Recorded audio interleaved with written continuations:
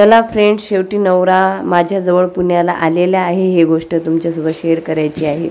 तर 8-10 दिवस झाले मी यूट्यूबला ब्लॉग भरपूर कमी केलेला आहे, कारण माझं तिकडं प्रमोशनचे कामं वगैरे चालू आहे.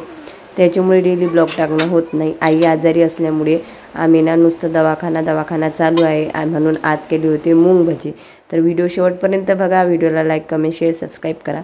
श्री स्वामी समर्थ. स्वागत आहे तुमचं या ब्लॉगमध्ये, ज्याचं नाव आहे मोहिनी हजारे. तर मी म्हटलं होतं ना की एखाद्या व्यक्तीला जर संसार जोडायचा असला ना तर तो काही पण करू शकतो, बरोबर. आता माझ्या नवऱ्यासोबत म्हणजे मी तिथं राहत होते माझ्या गावाला, तर त्याला असं वाटलं आज ना उद्या हे होणार ते होणार. शेवटी तो सुद्धा पुण्यामध्ये आलेला आहे. तर इथं मी माझी व्हिडिओ शूट करत होती आणि आई आजारी असल्यामुळे एका ठिकाणी बसलेली होती. तर मी हॉलमध्ये व्हिडिओ शूट करत होती ना. तसं तर आईला बरं असलं की तुम्हाला माहिती आहे की आई एका ठिकाणी बसत नाही आणि आईच सर्व करत असते. मी सुद्धा आजारी होते, परंतु मी थोडंसं मेडिसिन वगैरे घेतलं आणि मला व्हिडिओ द्यावं लागतात हे कपड्यांचे रिव्ह्यू व्हिडिओ. त्याच्यामुळं मला आराम करता येत नाही. थोडंसं बरं लागलं की लगेच मी व्हिडिओ शूट करत होती. तर आज दिवसभरापासून मी काही काम केलं नव्हतं, म्हणून मला हे मिशोचे व्हिडिओ करायचे होते आणि 4 ते 5 प्रोडक्टचे व्हिडिओ करायचे होते. तर हे सर्व व्हिडिओ मी एकाच व्हिडिओमध्ये टाकले, जे की मिशोकडून आलेले आहे. तर भरपूर जण विचारतात हे प्रमोशन कसं मिळतं. तर त्याच्यासाठी मी आधीही सांगितलेलं आहे, तुम्हाला तुमचं इन्स्टा पेज, त्याच्यानंतर फेसबुक पेज प्रोफाईल आणि त्यासोबतच यूट्यूब या 4 अकाउंटवर तुमचं अकाउंट असणे आवश्यक आहे.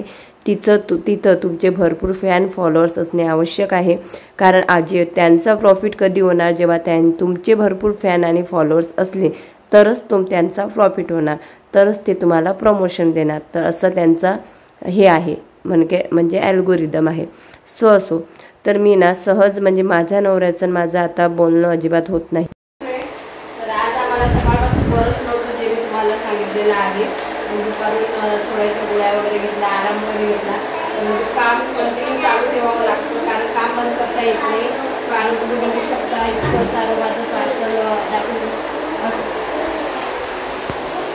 इतकं सारं माझं पार्सल जे आहे ते पेंडिंग पडलेलं आहे. आणि आता मला 5 ते 6 ड्रेस आहे, त्याचा म्हणजे 6 पार्सल मला आता अर्जंट करायचे होते, म्हणून मी आता 6 ड्रेसेसचा रिव्ह्यू दिलेला आहे. आणि आता आम्ही मस्तपैकी मूग भजी आणि डोसा वगैरे करतो. आई होती मग आता हॉस्पिटलमधून आलेली आहे. बरं आहे का आता? हो, आवाज नाही निघून आला काय? तर चला आता मी ड्रेस चेंज करून घेते आणि नंतर आपण मस्तपैकी मूग भजी आणि डोस्याची रेसिपी शेअर करू. Okay, bye. तर त्याने स्टेटस ठेवलं होतं की आत्ता येणार मजा, आणि 24 तास ऑन ड्युटी. एका ठिकाणी MIDC आहे की काय आहे, तिथं तो व्यक्ती जॉबला लावलेला आहे. तर इथं मी स्क्रीनशॉट पण लावते, म्हणजे जेणेकरून तुम्हाला विश्वास येणार. तर मला खूप छान वाटलं ते स्टेटस बघून. पहिल्यांदाच खूप छान वाटलं की चला, मी याला एवढं समजावलं पण यांनी माझं ऐकलं नाही. परंतु याला काहीतरी वाटलं असणार की आपली बायको गेली, मुलं गेलं, आपण पुण्यात जाऊया आणि जॉब करूया. चांगली गोष्ट झाली, तो पुण्यात आला, तो जॉब करत आहे. परंतु अजूनपर्यंतसुद्धा त्याने मला कॉल केला नाही किंवा मेसेज केला नाही, मी पुण्यात आलेला आहो, मी पुण्यात जॉबला लागलेला आहो, किंवा मुलांना भेटायचं आहे किंवा काहीही नाही. फक्त माझ्या जिद्दीवर जर तो पुण्यात आला असेल तर चांगली गोष्ट आहे की निदान बायकोला पोहून तरी तो जिद्दीपणावर आलेला आहे. तर आईला आणि माझ्या तोंडाला चवच राहिली नव्हती, म्हणून ना म्हटलं चला आज मूग भजी करूया. तर मी ना व्हिडिओ शूट करण्याच्या बसायच्या अगोदरच मूग डाळ मस्तपैकी भिजू घातलेली होती, म्हणजे सकाळी भिजू घातलेली होती. आणि मला काही ते मूग डाळ वगैरे व्यवस्थित स्वच्छ धुता येत नाही, म्हणजे साल वगैरे त्याची निघत नाही. तर मी आईला म्हटलं मी व्हिडिओ शूट करेन, तर फक्त तुम्हाला मूग डाळ वॉश करून दे, त्याच्यानंतर मूग भजी वगैरे मी करते. आणि हा कसा पदार्थ आहे, पावसाळ्याचा गरमच कोणताही पदार्थ खाताना चांगला वाटते. तर मी ना तो मिक्सरच्या पॉटमधून मस्तपैकी मूग डाळ ही थोडीशी जाडसर आणि बारीक अशी म्हणजे मीडियम ना काढून घेतलेली आहे. आणि त्यामध्ये मस्तपैकी हिरवा ठेचा, लसण आणि आपला कोथिंबीर किंवा सांबार जे काही तुम्ही म्हणत असाल तो टाकलेला आहे. आणि तो मस्त मिक्स करून घेतला. त्याच्यामध्ये थोडंसं हळद, मीठ आणि चवीनुसार तिखट मी टाकलं नाही, हिरवा ठेचाच टाकलेला आहे. आणि हा जो पदार्थ आहे ना, याच्यात थोडंसं पातळ केलं की याचा डोसा पण होतो आणि भजी पण होतात, जे की स्वराला प्रचंड आवडतात. तर इथं मी सर्व मिक्स करून घेतलं, हिरवा ठेचा, कोथिंबीर, हळद आणि थोडंसं मीठ, आणि ते मिक्स करून मस्तपैकी मी मूग भजी तळलेले आहेत. आणि मूग भजी तळले मी काय केलं, पोरांना, माझ्या घरच्या मुलींना खाऊ घातले आणि त्याच्यानंतर मी सुद्धा गरम गरम खाल्लेले आहे. तुमच्या जर तोंडाची चव वगैरे गेली ना तर तुम्ही सुद्धा नक्कीच एकदा ही ना जी आहे ना रेसिपी ही ट्राय करून बघा, तुम्हाला सुद्धा खूप मज्जा येणार. तर ही जी पॅन आहेत ना, म्हणजे कढई वगैरे, हे मला बाटर होमकडून प्रमोशनसाठी आलेले होते आणि खूप अशा महाग कढई आहेत. 4 ते 5 हजाराची ही कढई आहे. याच्यासोबत अजून एक आहे, तर ते मला आलेले होते. तर त्याच्यात मी हे तळलेलं आहे. विशेष म्हणजे या कढईमध्ये ना आपण तळताना लालसर होत नाही, पातळ असल्यावर सुद्धा लालसर होत नाही ते, म्हणजे कढईला असं चिपकत नाही. खूप छान अशा कढई आहे.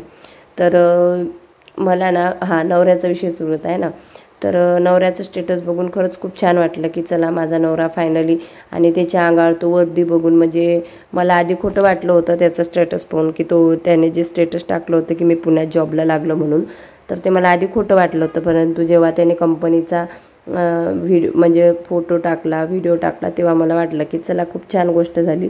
परंतु एवढं काम करूनसुद्धा त्या पैशाचा त्यांनी व्यवस्थित वापर करावा. म्हणजे आम्हाला नाही दिलं तरी चालेल, आम्ही आमचं समर्थ आहो. मी माझ्या मुलांसाठी समर्थ आहे. मी आधी पण सांगितलेलं आहे की मी माझ्या मुलांसाठी कामं करू शकते, धुणी भांडी काही पण करू शकते, परंतु मी कोणाकडे भीक मागत नाही. कारण आपण आपल्या मुलांना जन्म दिलेला आहे आणि एकदा कोणी मदत करणार, दोनदा कोणी मदत करणार, वारंवार कोणी कोणाला मदत करत नसते. हे ठरलेलं गणित आहे. त्याच्यामुळे आपल्या खांद्यावर जे ओझं आहे ना ते दुसऱ्याच्या खांद्यावर मी देणार किंवा या अपेक्षेवर मी कधी चालत नाही आणि चालणार पण नाही, असं माझं तत्व आहे. तर फायनली मी ना काय केलं, मूग तळत आहे, तुम्ही बघू शकता. काढल्यानंतर आणि ह्या साहेबांना इथं बसवलेलं आहे खाण्यासाठी. कसे झाले रे? मस्त झाले काय? हो का? खाय मग.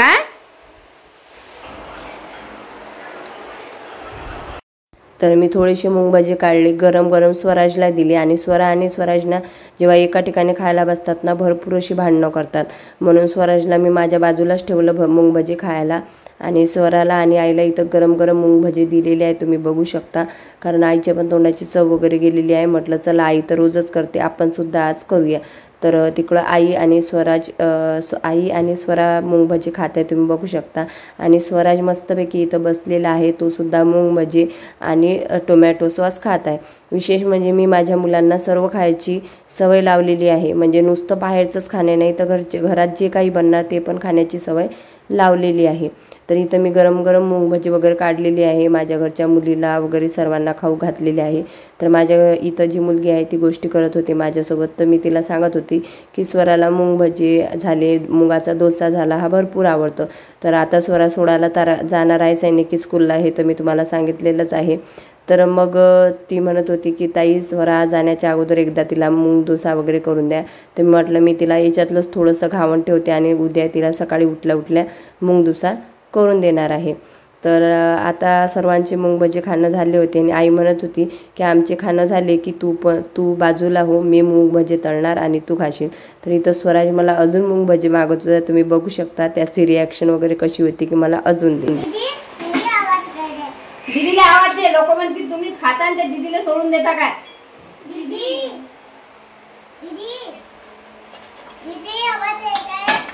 तर तू याच्यातले थंडे भजी त्याला दे बरं, तू हे घे, त्याचा हात जोडून नाही. तर फ्रेंड्स, हे आपलं भांडं एक आहे ना ते त्या पोरीसाठी मोबाईल घेऊन उभी आहे बघा. नाही तर मग तुम्ही म्हणसाल तुम्ही खाता तिला देत नाही का, बिचारी नाही कालपासून नाही कामं करून आली, आम्ही आजारी पडलो. हसत ते बघा, पागल समजत असेल मला ते, पण तिच्या हिस्साचे स्वरा घेऊन जाते. त्या तुझे खाल्ले म्हणजे स्वराचे दिले 4-5 दिले. 4-5 आजीला पाहिजे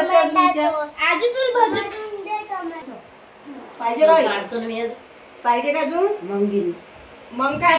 तर चला, नवऱ्याला मस्तपैकी म्हटलं जॉब लागला, चांगल्या ठिकाणी आला, पुण्यात आला. फक्त त्याने तो आता जॉब छान करावा आणि त्याने छान दुरुस्त व्हावे. मुलांना सुद्धा एखादा कॉल मेसेज करावा आणि त्यांच्या बाबांना सुद्धा एक कॉल मेसेज करावा असं माझं मत आहे की देर आहे दुरुस्त आहे. बाकी फायनली त्याने कितीही चांगलं वागलं किंवा काही केलं तरी मी त्याला माफ करणार नाही. मला माझ्या 2 मुलांसोबत आणि आईसोबतच आता राहायचं आहे. तर मूग भजे सर्वांनी खाल्लेले आहे, तुम्ही बघू शकता. आणि फायनली आई आलेली आहे. आई म्हणत होती आता मी मूग भजी करते, तू खा. तर हे जे शेवटची प्लेट होती ती सर्वात अगोदर मी काढून घेतलेली आहे त्या मुलीसाठी, कारण ती पण खायची बाकी होती. तर म्हटलं माझ्या हाताने तिला आधी देऊन देते आणि नंतर मग मी इथून बाजूला होते. तर असा आमचा नित्यक्रम आहे पुण्यात आल्यानंतर. आणि कसं आहे, माणसाने मन मस्त जगायला पाहिजे आणि आपल्याला जे पाहिजे ते खायला पाहिजे. आणि कसं आपण एवढं जो कमावते खाण्यासाठीच कमावतो आणि तोंडाची चव केली म्हणून मग आज मूग भजी केली. तुम्हाला कसं वाटलं ते नक्की सांगा. हाय फ्रेंड्स, तर आईने गरमागरम हे केलेले आहेत माझ्यासाठी मूग भजी. खायचं आहे मी.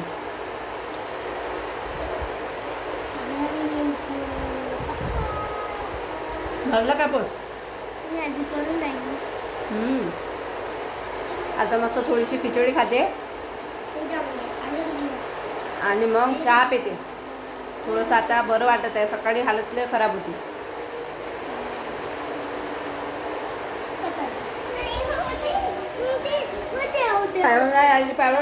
रिंग लाईट बंद कर, सर रिंग लाईट बंद करून तिकडल्या रूम मध्ये नेऊन ठेव. तर असा होता आजचा आमचा डेली ब्लॉग. तर फायनली गणेशजी आलेले आहे पुण्यात. आम्ही केली आजची मूग भजी रेसिपी. आजचा व्हिडिओ आवडल्यास लाईक, कमेंट, शेअर, सबस्क्राईब करा. भेटूया नेक्स्ट व्हिडिओमध्ये. तोपर्यंत बाय बाय सर्वांना. श्री स्वामी समर्थ.